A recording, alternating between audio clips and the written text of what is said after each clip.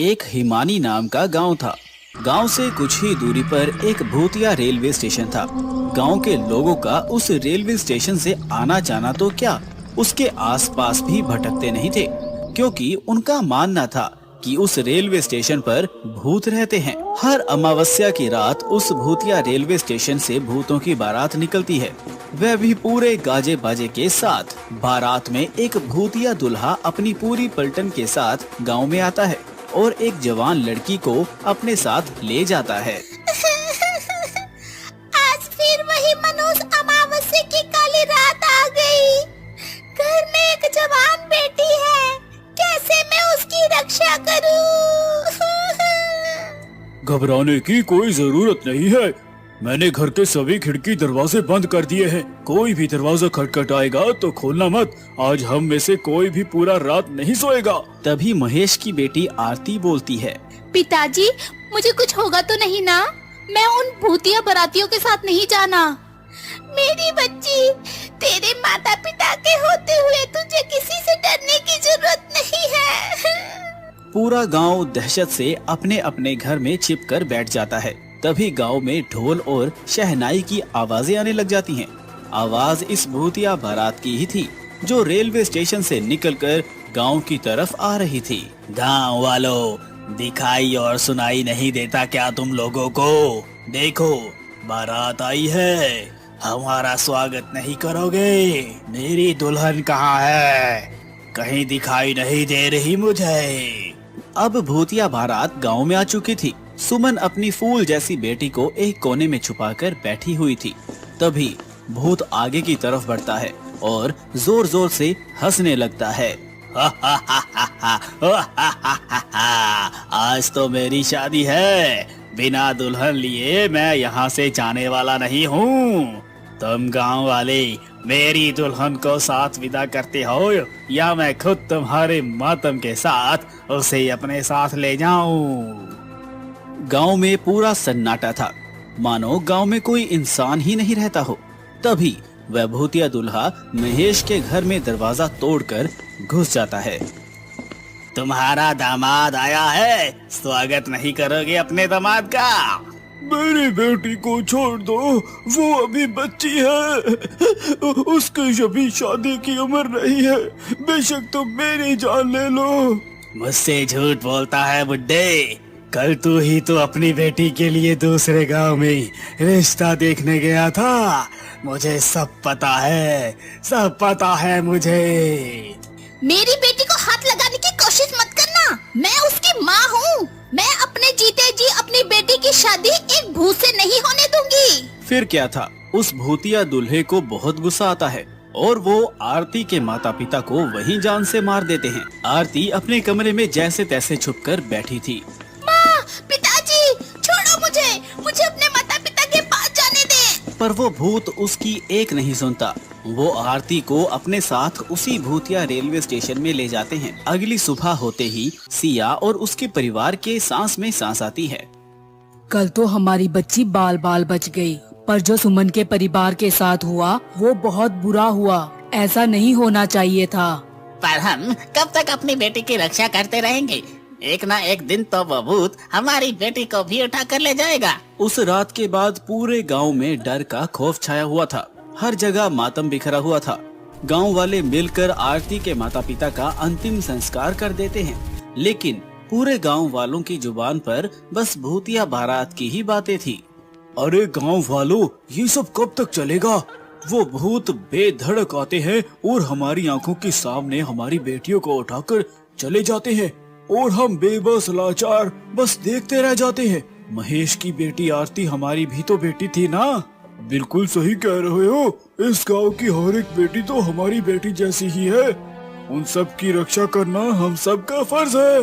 हम सब गांव वाले मिलकर उस भूत का सामना करेंगे, तुम चिंता मत करना।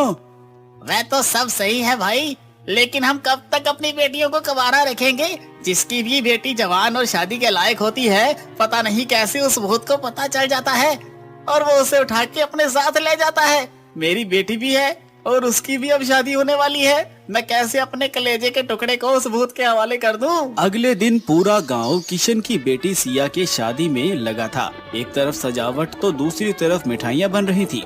अब फेरों का समय था। दूल्हा दुल्हन मंडप में बैठे हुए थे कि तभी अचानक रेलवे स्टेशन से भूतिया बारात गांव की तरफ आ जाती है। सभी गांव वाले भूतों को देखकर अपने अपने घरों में छिप जाते हैं। अरे गांव वालों, तुम सबने तो मेरा साथ देने का वादा किया था ना, और कहा था कि हम इन भूतों का मुकाबला करेंगे। अब क्या हुआ तुम्हारे वादे का? तभी किशन की बेटी सिया और पत्नी यशोदा भी वहां आ जाती हैं। तुम्हारा ये साहस कि मेरे बिना तुम अपनी बेटी की शादी करने चले थे। जैसे ही भूत सिया के माता पिता को मारने वाला होता है कि तभी सिया उसी भूतिया दूल्हे के सामने आ जाती है और कहती है, आप मेरे माँ बापू जी को मत मारिए। अच्छा, छोड़ दूं? इसे मैं बस एक ही शर्त पर छोड़ूंगा, अगर तुम मेरे से शादी करोगी। नहीं नहीं मेरी बच्ची, शादी के लिए तू हाँ मत भरियो। तेरी शादी से अच्छा है कि ये भूत हमारी जान ले ले। माँ, पिताजी, अगर इस भूत से शादी करने से आप दोनों की जान बचती है तो मैं ये शादी जरूर करूँगी। ये कहते ही भूतिया दूल्हा अपने बैंड बाजे के साथ सिया को अपने साथ भूतिया रेलवे स्टेशन की ओर ले जाने लगता है। रुक जा मेरी बेटी, तू ऐसा मत कर। किसी गांव वाले की हिम्मत नहीं होती कि उस भूतिया बारात का सामना कर सके, क्योंकि उस बारात में एक से बढ़कर एक खूंखार और चुड़ैल मौजूद थे। वहीं अशोक नाम का व्यक्ति अभी हाल ही में गांव में आया था और ये सब देखकर वो कहता है, ये ठीक नहीं किया हम सब ने। मेरी भी एक बहन है और उसकी भी उम्र शादी के लायक हो गई है। क्या उस सिया की जगह मेरी बहन होती तब भी ऐसा ही करते हम लोग। गाँव की बेटियों को हम यूं ही उन भूतिया बारातियों के हवाले करते आ रहे हैं। कल को मेरी नीलम का नंबर ना हो। भैया भाभी, मुझे बहुत डर लग रहा है। आए दिन इन भूतों का खौफ बढ़ता ही जा रहा है। दुल्हन का वो सुहाग का जोड़ा उनके मौत के जोड़े में तब्दील होता जा रहा है। बहन, तू चिंता मत कर, मैं इसका समाधान जरूर निकालूंगा और तेरे साथ साथ इन गांव वालों को भी इन भूतिया बारातियों से मुक्त कराऊंगा। इसके बाद अशोक जंगल में एक तपस्वी तांत्रिक के पास जाते हैं और उनके पास पहुंचकर अपने गांव का हाल बताता है। बेटा, मैं देख पा रहा हूँ कि तुम्हारे गांव पर एक श्रापित भूतिया बारात का साया है और उस भूतिया बारात से छुटकारा पाने के लिए मेरे कहे अनुसार नियमों का पालन करना होगा। जी तांत्रिक बाबा। इसके बाद वो तांत्रिक अशोक को समाधान और नियम बताते हुए एक गंगा जल की बोतल देते हैं और कहते हैं, जा बच्चा, तेरे और तेरे गांव वालों का कल्याण हो। जिसके बाद अशोक गंगा जल लेकर गांव आ जाता है और सभी गांव से कहता है, सुनिए गांव वालों, इस भूतिया बारात से छुटकारा पाने का एक उपाय मुझे मिल चुका है, लेकिन इस काम को पूरा करने के लिए मुझे आप सबका साथ चाहिए होगा। हम सब तुम्हारा साथ देंगे। बताओ क्या करना है। है। बस आप सब एक काम कीजिए कि आज की रात शादी का प्रबंध कीजिए, बाकी सब मैं संभाल लूंगा। अशोक के ऐसा कहते ही पूरा गांव शादी की तैयारी में लग गया और ऐसे ही अब रात हो चली थी और शादी की बात उन भूतिया बारात को भी पता चल गई थी। जिसके बाद वो भूतिया बारात बैंड बाजे के साथ गांव में आ खड़ी हुई। कहाँ है मेरी दुल्हन? बताओ, कहाँ है मेरी दुल्हन? भूतिया दूल्हा मंडप में एक दुल्हन को देखता है और उसे अपने साथ भूतिया रेलवे स्टेशन के अंदर एक पुरानी सी ट्रेन के डिब्बे में लेकर चला जाता है, जहां पर बहुत सारे कंकाल ही कंकाल पड़े हुए थे। तभी वह दुल्हन घूंघट उठाते हुए कहता है, ये रही तुम्हारी दुल्हन, कर लो अब शादी।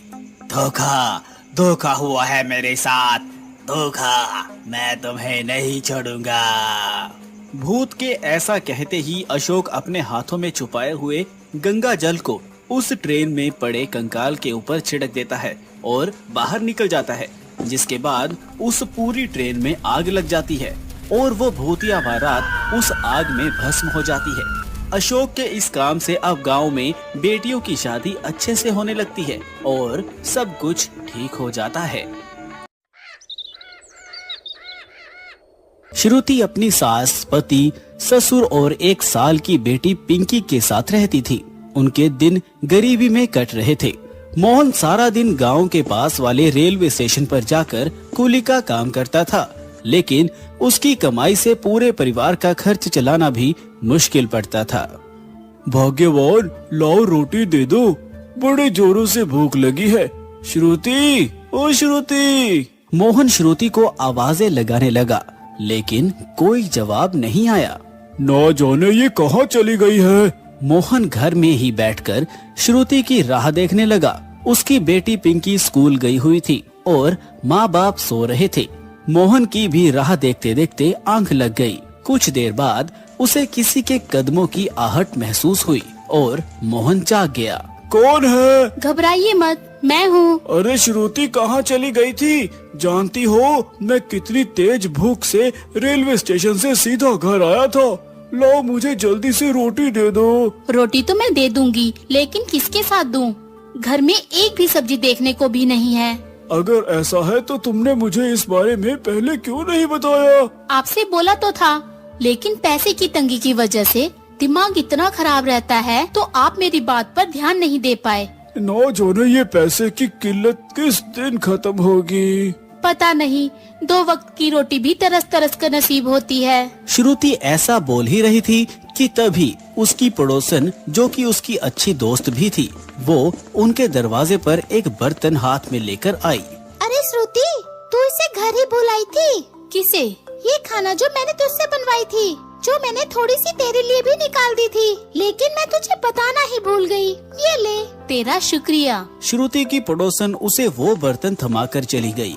ये सब क्या है श्रुति? कुछ नहीं जी, वो प्रिया ने मुझे आज पूरी सब्जी और खाने की कई सारी चीजें बनवाई थी। बोल रही थी कि मैं खाना अच्छा बनाती हूँ, तो आज का ये खास खाना मैं उसके लिए बना दूँ। अच्छा, वैसे ऐसे लोगों के भी मजे है। अगर मुझे ऐसा खाना महीने में एक बार भी खाने को मिले तो मैं कभी भी अपनी जिंदगी को दोष ना दूं। दोष तो देना भी नहीं चाहिए। ना जाने कितने लोग हमारी जैसी जिंदगी के लिए तरसते रहते हैं, इसीलिए हमें हर हाल में खुश रहना चाहिए। अच्छा चलिए, अब बहुत बातें हो गई, जल्दी से आप खाना खा लीजिए। इतने में मोहन ने अपने हाथ और मुंह को धोया। इतनी ही देर में पिंकी भी स्कूल से आ गई और पड़ोसन के दिए हुए खाने को श्रुति ने अपनी सास, ससुर और पति और बेटी के बीच में बांट दिया। वाह वाह वाह, मजा आ गया। श्रुति, क्या ये सब खाना सच में तुम ही बनाई है? आपको कोई शक है? नहीं नहीं, बिल्कुल नहीं। मैं जानता हूँ कि मेरी बीवी बहुत ही स्वादिष्ट खाना बनाती है, तभी तो हम पूरे हफ्ते सिर्फ आलू खाकर ही अपना गुजारा कर लेते हैं। मोहन की बात सुनकर सभी हंसने लगे। थोड़े से खाने में गरीब परिवार ने अपना पेट भर लिया था। प्याज या सिर्फ नमक से रोटी खाने वाले लोगों को अचानक ही इतना स्वादिष्ट खाना मिल जाना किसी खजाने से कम नहीं था। उनके दिन ऐसे ही गरीबी में कट रहे थे। ना उन लोगों के पास कुछ अच्छा खाने को था और ना ही पहनने को, लेकिन फिर भी वो लोग हंसी खुशी अपना समय बिता रहे थे। एक दिन मोहन का दोस्त राज ट्रेन से उतरकर उसे देखकर उसके पास आया। अरे मोहन, कहाँ है भाई? अरे कौन भाई? पहचाना नहीं? तेरा दोस्त, तेरा यार हूँ मैं। अरे अरे राज, आजा भाई आजा। कैसा है?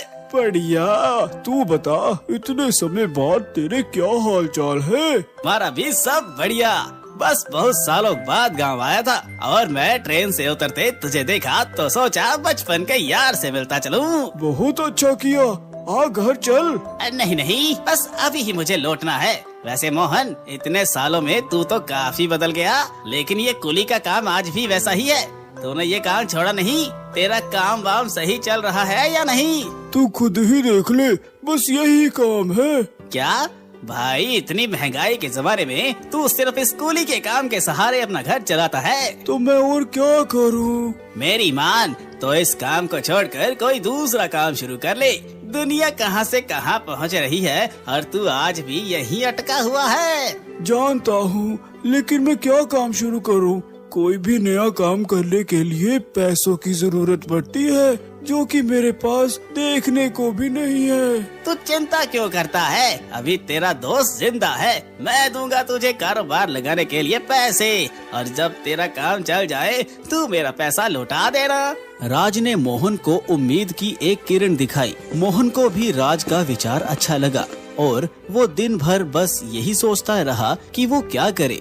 अकेले दिमाग मारने से अच्छा है कि मैं इस बारे में माँ और श्रुति से बात कर लूं। मोहन ने घर जाकर सभी को पूरी बात बताई। सभी बहुत खुश हो गए और तब मोहन की माँ आस्था बोली, मेरी बात मानो तो कोई ढाबा खोल लो। मेरी बहू इतना अच्छा खाना बनाती है कि कोई भी उसके हाथों का खाना खा के दीवाना हो जाएगा। मोहन को अपनी माँ का विचार पसंद आ गया। तो ठीक है, तय रहा। श्रुति, मैं राज से पैसे लेकर गांव में ही एक ढाबा खोल लूंगा और तुम और मैं उस ढाबे को मिलकर चलाएंगे और हर दिन खाने का मेन्यू चेंज रखेंगे। जी बिल्कुल सही कह रहे हैं आप। सभी ने मोहन की बात पर गर्दन हिला दी।